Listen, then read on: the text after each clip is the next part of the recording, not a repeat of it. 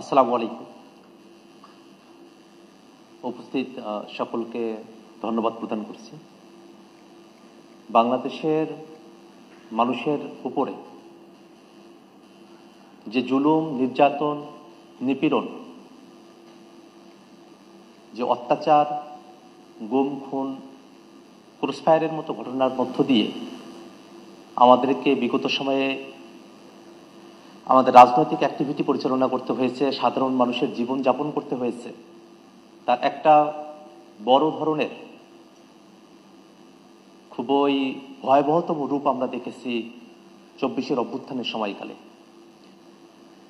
আমাদের ভাইদেরকে নির্বিচারে গুলি করে হত্যা করা হয়েছে, আমাদের বোনদেরকে পেটানো হয়েছে, অসংখ্য মানুষকে গ্রেফতার করে ফেলা হয়েছে এবং জাতিসংঘের ফ্যাক্ট ফাইন্ডিং রিপোর্টে যে মানবতা বিরোধী অপরাধের প্রমাণের কথা বলা হয়েছে তার সব কিছুই আসলে সে সময়কালে সংগঠিত হয়েছে।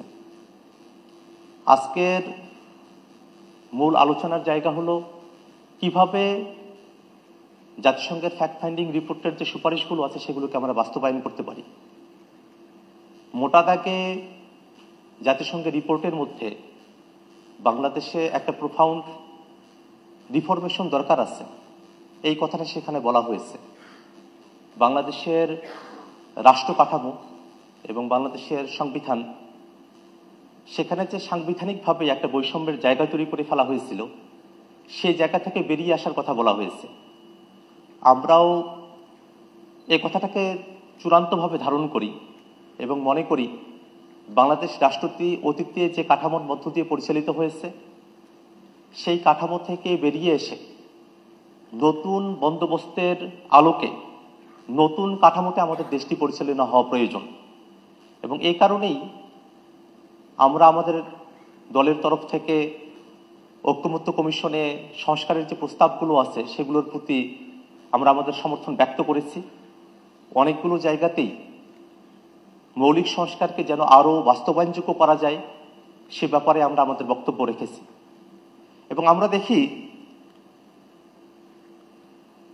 জাতিসংঘের এই ফ্যাক্ট ফাইন্ডিং রিপোর্টের মধ্যে আমাদের বিচার বিভাগ সেটাকে স্বাধীন করার কথা বলা হয়েছে, যেটা অতীতে আমরা দেখেছি দলীয়ভাবে সেখানে নিয়োগ থেকে শুরু করে নিয়ে যে সরকার ক্ষমতায় ছিল তাদের অনুগত থেকে রায় প্রকাশ করার মতো ঘটনাগুলো সেখানে ঘটেছে।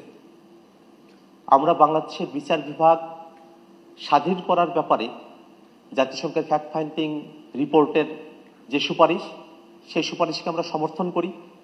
এবং একই সাথে বাংলাদেশে বর্তমানে যে পরিস্থিতি চলছে তাতে আমরা খেয়াল করে দেখেছি যে এতগুলো মানুষ হত্যার শিকার হলেন, এতগুলো মানুষ গ্রেফতারের শিকার হলেন, নির্যাতনের শিকার হলেন এবং সরাসরি শেখ হাসিনা যিনি আদেশ দিয়ে বাংলাদেশের মানুষদেরকে মরণঘাতী অস্ত্র ব্যবহার করে হত্যার নির্দেশ দিলেন এবং এই গোটা প্রক্রিয়ার সঙ্গে পুলিশ, বিজিবি থেকে আইন শৃঙ্খলা রক্ষাকারী বাহিনী, বিশেষত গোয়েন্দা বাহিনীতে যারা আছেন তাদের যে সংযোগ, এই পুরো বিষয়টাকে কিন্তু আমরা এখন পর্যন্ত বিচারের আওতায় নিয়ে আসতে পারি নাই। বিচার ব্যবস্থার পুরো জায়গার যে কলেবর আওয়ামী লীগ বা তাদের কিছু দোসরকে আমরা এর সঙ্গে যুক্ত করতে পেরেছি, তাতে মোটা তাকে মনে হয় যে এতগুলো মানুষ যারা অপরাধী, এতগুলো হত্যাকাণ্ড সংঘটিত হলো, তার খুব অল্প কিছু মানুষকেই আমরা আসলে বিচারের কাঠামোর মধ্যে আমরা নিয়ে আসতে পেরেছি। এবং সেই বিচারিক কাঠামো সেটাও একটা বছর হয়ে গেছে, সেটা এখনো পর্যন্ত খুব দৃশ্যমান অগ্রগতির দিকে আমরা পৌঁছাতে পারিনি।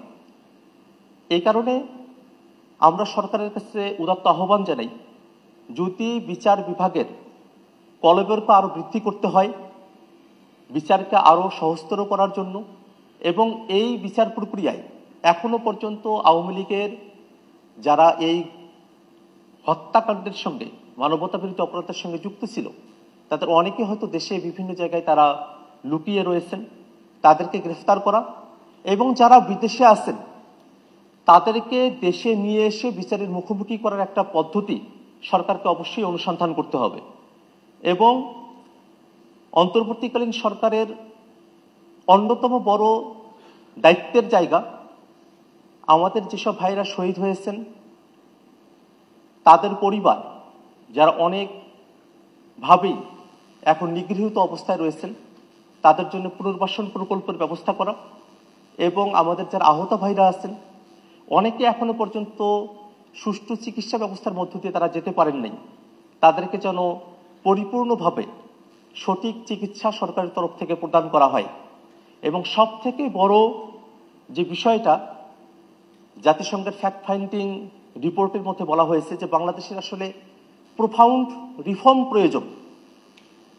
আমাদের আসলে রাষ্ট্র কাঠামোর একেবারে নীতিগত জায়গা থেকে শুরু করে নিয়ে প্রায়োগিক জায়গা প্রত্যেকটা জায়গায় যে সংস্কারের প্রয়োজন সেই সংস্কারের ব্যাপারে এবং যারা গণহত্যায় নানাভাবে যুক্ত থেকেছে বিভিন্ন বাহিনীর এবং আওয়ামী লীগের দোসররা, আওয়ামী লীগের নেতাকর্মীরা, তাদেরকে যথাযথভাবে বিচারের আওতায় নিয়ে আসার জন্য আমরা সরকারের কাছে সুপারিশ করছি এবং জাতিসংঘ ফ্যাক্ট ফাইন্ডিং রিপোর্ট যারা এই গোটা প্রক্রিয়ার সঙ্গে যুক্ত ছিলেন তাদেরকে নানাবিধভাবে বিতর্কিত করার চেষ্টা করা হয়েছে।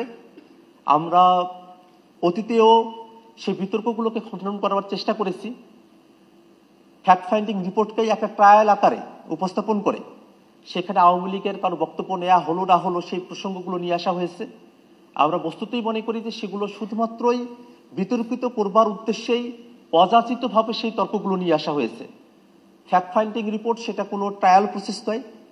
এখানে যারা ভুক্তভোগী আমরা যারা রয়েছি, আমাদের দেশের মানুষেরা যারা রয়েছেন তাদের সঙ্গে কথা বলে ফ্যাক্ট ফাইন্ডিং রিপোর্ট যেটা তৈরি করা হয়েছে তার আলোকেই বাংলাদেশ সরকার সঠিকভাবে তদন্তের ব্যবস্থা গ্রহণ করে যারা মানবতা বিরোধী অপরাধের সঙ্গে যুক্ত রয়েছিলেন তাদেরকে বিচারের আওতায় নিয়ে আসবে এবং বাংলাদেশ সামনের দিকে স্বৈরাচারী ফেসিবাদী কাঠামো মুক্ত হয়ে সকলের বাংলাদেশ হয়ে উঠবে এই প্রত্যাশায় আমি আমার কথা শেষ করছি।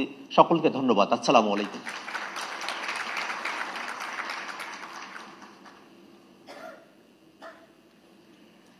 Thank you, Akhtar. It's very encouraging to hear from the youngest party of the nation that you are committed to the recommendations of the fact-finding report and are willing to take them forward.